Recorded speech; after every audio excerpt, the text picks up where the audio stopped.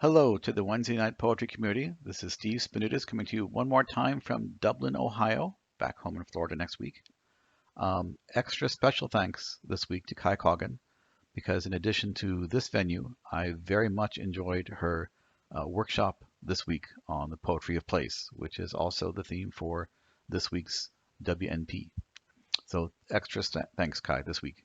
Um, so my piece for this week is titled Forgetting.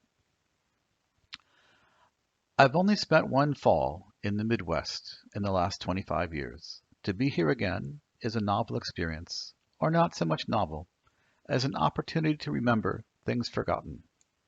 Things like the tall golden columns of sugar maples lining the street, or the depth of clear blue October skies, or the chirping of crickets in chorus as I hike through the fields, or the floating white tufts of milkweed as I collect seeds and cast some, with their arrays of silken threads, on to the winds to find their fate, somewhere, elsewhere in place and time.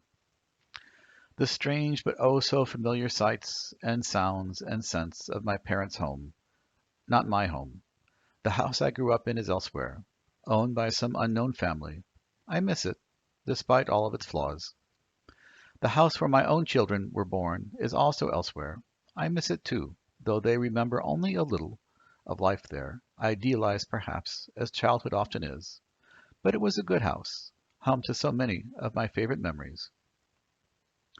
And as I remember the loss of one parent and carefully tend to the needs of another, I wonder what memories of time and place my children, now adults, carry with them, and which they will forget, along with the many they must have forgotten already. I know, undeniably, despite my attempts to hold everything and everyone in memory that I never wanted to lose in the physical world, I've been forgetting many myself, not due to senility, not yet at least, but because new memories are always being made, blocking the old from sight until something, some trigger, brings them back into the light. The scent of food, as I cook one of my mother's old recipes, the sound of footsteps on the stairways, changing the seasonal decorations from summer to autumn, pumpkin orange, added to the yellow leaves and the crisp blue skies.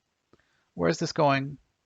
Forward, of course. Life always needs to be moving forward, but on a wending path that takes me in and out of the past.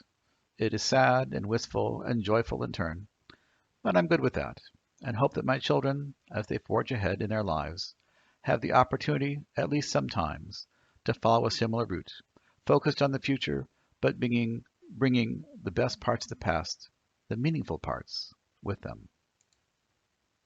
Thanks for listening. This is Steve Spanoudis. Thanks as always to Kai Coggin.